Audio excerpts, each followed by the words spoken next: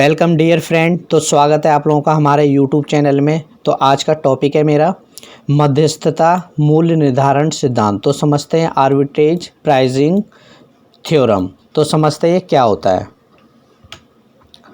मध्यस्थता क्या है। इस टाइप का एक क्वेश्चन आ सकता है कि मध्यस्थता क्या है, आर्बिट्रेज मूल्य निर्धारण सिद्धांत और इस सिद्धांत की मान्यताओं की व्याख्या करें। तो इस टाइप से क्वेश्चन बन सकता है। तो समझते हैं क्या होता है। यह एक ऐसी प्रक्रिया होती है जिसमें हम जोखिम रहित लाभ कमाते हैं।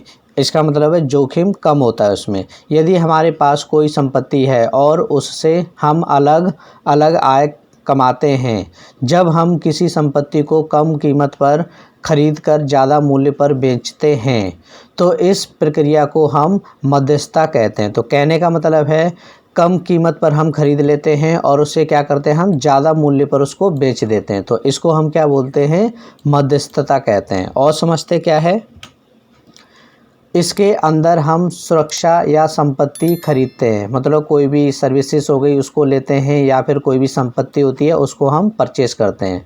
साधारण शब्दों में कहें, जब हम कम मूल्य पर किसी संपत्ति या सुरक्षा को खरीदते हैं और उसे ज़्यादा मूल्य पर बेचते हैं, तो इस प्रक्रिया को हम मध्यस्थता कहते हैं। तो आई होप पिछला ही पॉइंट है वो आपको क्लियर हो गया होगा। इसमें भी मध्यस्थता कम कीमत पर खरीदना, ज़्यादा मूल्य पर बेचना। तो जब भी मध्यस्थता की प्रक्रिया होगी तो उसमें हमेशा जोखिम रहित लाभ होगा। यह ज़्यादातर शेयर बाज़ार में होता है। तो ये ज़्यादातर शेयर बाज़ार में पाया जाता है। इसमें जितने भी निवेशक हैं वह किसी कंपनी के शेयर को खरीद लेते हैं कम मूल्य पर, और जब भी मूल्य ज़्यादा होता है तो यह निवेशक उन शेयर को ज़्यादा मूल्य पर बेच देते हैं। तो इस प्रकार की प्रक्रिया को मध्यस्थता कहते हैं। तो आई होप आपको पॉइंट क्लियर हो गया होगा, क्योंकि बिल्कुल इजी सिंपल लैंग्वेज में मैंने इसको बनाया हुआ है। और समझते क्या है मध्यस्थता कम कीमत पर खरीदना। तो ये छोटा सा एक पॉइंट मैंने बनाया हुआ है कि मध्यस्थता क्या होता है कि हम क्या करते हैं, कम कीमत पर खरीदना, मतलब कम कीमत पर हम खरीदते हैं, और ज़्यादा मूल्य पर बेचना, मतलब ज़्यादा मूल्य पर हम इसको आगे बेच देते हैं। जो व्यक्ति होते हैं वह लगातार खरीदते और बेचते रहते हैं। यह तब तक चलता रहता है जब तक लाभ सीमा कम या ख़त्म नहीं हो जाता। जब तक बाज़ार कीमत है उस संपत्ति या उत्पाद का वह बराबर स्तर तक नहीं आ जाता, तब तक ये प्रक्रिया क्या होती है, आपकी चलती रहती है। और समझते क्या है, जैसे एक एग्जांपल समझते हैं। सपोज़ ए व्यक्ति ने कोई संपत्ति खरीद ली इससे, ठीक है। तो इसने क्या करा, आगे सपोज़ करो इसने 1000 रुपये की खरीदी, ठीक है, और इसने देखा कि आगे प्राइस क्या हो गया, इसका बढ़ गया है। तो क्या होगा, ये यदि किसी को बेचेगा, मान लो सी को बेच रहा है, तो इसको 1000 में नहीं देगा, इसको क्या करेगा, वो अपने प्रॉफिट को ऐड करके ये 1500 में इसको बेच देगा। और ये क्या करेगा, सेम यही प्रोसेस आगे किसी और को, ठीक है, और ये इसको ज़्यादा मूल्य पर बेचने की कोशिश करेगा। तो इसी प्रक्रिया को हम क्या बोलते हैं, मध्यस्थता कहते हैं। मतलब हम कम मूल्य पर उस चीज़ को परचेस कर लेते हैं और उसे ज़्यादा मूल्य पर उसको खरीद लेते हैं। और समझते क्या है मध्यस्थता मूल्य निर्धारण सिद्धांत। तो समझते क्या सिद्धांत कह रहा है। मध्यस्थता मूल्य निर्धारण सिद्धांत को विकसित किया था स्टीफन रॉय ने। तो इन्होंने इसको क्या किया था, विकसित किया था। यह विकसित किया गया था सन 1976 में। यह CAPM के विकल्प के रूप में विकसित किया गया था। तो इसके विकल्प में क्या किया गया था, इसको विकसित किया था। और समझते क्या है, यह CAPM की तुलना में कम अनुमानों का प्रयोग करता है, लेकिन इसका उपयोग करना कठिन होता है।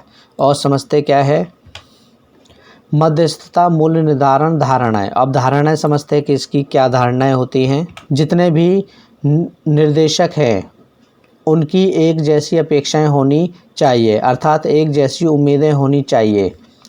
इसमें जितने भी निवेशक होते हैं वह कम मूल्य पर संपत्ति खरीदते हैं और उसे ज़्यादा मूल्य पर बेच देते हैं।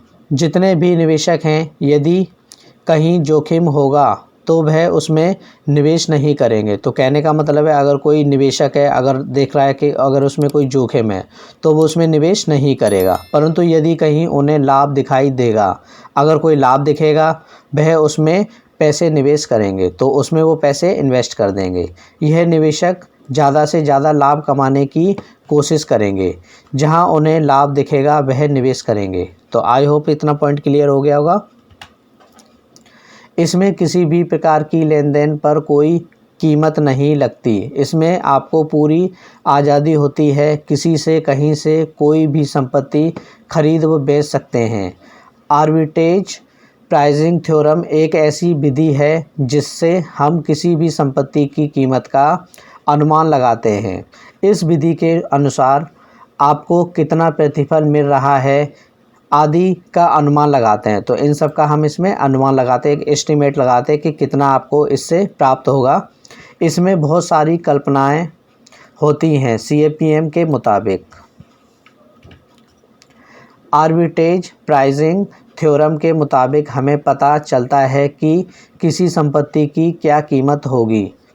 ऐसे कौन कौन से प्रभाव हैं जो किसी संपत्ति या शेयर के प्रतिफल को प्रभावित करते हैं। तो समझते हैं वो कौन कौन से ऐसे प्रभाव हैं जो क्या होते हैं, जो हमारा प्रतिफल होता है उसको प्रभावित करते हैं। तो इसमें जो सबसे पहला आता है, महंगाई आती है। भविष्य में नहीं पता कि किस उत्पाद की कब कीमत बढ़ जाए। तो हमें नहीं पता कि अगर कीमत बढ़ गई तो आपका फ़ायदा हो जाएगा और कीमत गिर गई तो आपका कहीं ना कहीं नुकसान हो जाएगा। तो हमें नहीं पता। तो महंगाई क्या होता है, कभी महंगाई बढ़ती भी है, कभी महंगाई कम भी हो जाती है। और समझते क्या है, विनिमय दरों में बदलाव। किसी भी संपत्ति की प्रतिफल की दरों में बदलाव होने से किसी भी संपत्ति के मूल्य में उतार चढ़ाव आता रहता है। आज़ाद सूचकांक, उत्पादन के उपाय, विपणन भावना, ब्याज दर में बदलाव। तो ये सारे कारण हैं जो क्या होते हैं, प्रतिफल को कहीं ना कहीं इफ़ेक्ट करते हैं। किसी देश की विकास दर, किसी भी देश की जो विकास दर है उस पर भी कहीं ना कहीं असर होता है। यदि विकास दर ज़्यादा होगी तो कीमत भी अच्छी होगी, यदि कम होगा तो संपत्ति की कीमत भी कम होगी। अगर कहीं मान लो किसी देश में विकास अच्छा नहीं चल रहा है, धीमा विकास है, तो इसका मतलब है कि वहाँ के जो भी उसका जो कीमत होगी या फिर जो भी संपत्ति होगी वो उसकी कीमत भी कम होगी। और जहाँ पर विकास अच्छा है तो आप कह सकते हैं, जैसे मान लो ऐसी जगह जहाँ पर हॉस्पिटल्स वगैरह मतलब अच्छी फैसिलिटी सब कुछ मिल जाता है वहाँ पर, तो वहाँ पे प्राइस देखेंगे तो उसके प्राइस बहुत ज़्यादा मिलेंगे। और ऐसी जगह जहाँ पर ऐसी संपत्तियाँ या फिर जो भी हॉस्पिटल्स वगैरह होते हैं वहाँ पर ज़्यादा नहीं होते हैं, तो वहाँ पे देखना उसका प्राइस क्या होगा, काफ़ी लो होता है। ठीक है, जैसे हम गांव की बात करें तो गांव में अच्छे साधन ना होने के कारण क्या होता है, ज़मीनें काफ़ी सस्ती होती हैं। बट यदि इसी चीज़ को हम शहरों में देखें तो शहरों की जो ज़मीन है वो काफ़ी हाई रेट पे होती है। ठीक है, और समझते क्या है, तो इसका जो फॉर्मूला है वो कुछ इस तरीके से बनाया गया है, आप देख सकते हैं इस फॉर्मूले को। तो यहाँ पर हम समझते हैं इसके बारे में क्या था ये। तो ERJ परिसंपत्ति की वापसी की अपेक्षाएं दर। ठीक है, RF का मतलब होता है जोखिम मुक्त दर, विशेष कारक के लिए सहायक की वापसी की संवेदनशीलता, तो ये होता है BJ। RP का मतलब होता है विशेष कारक से जुड़ा जोखिम प्रीमियम। तो आई होप आपको इतना क्लियर हो गया होगा। तो आज की क्लास में बस इतना ही।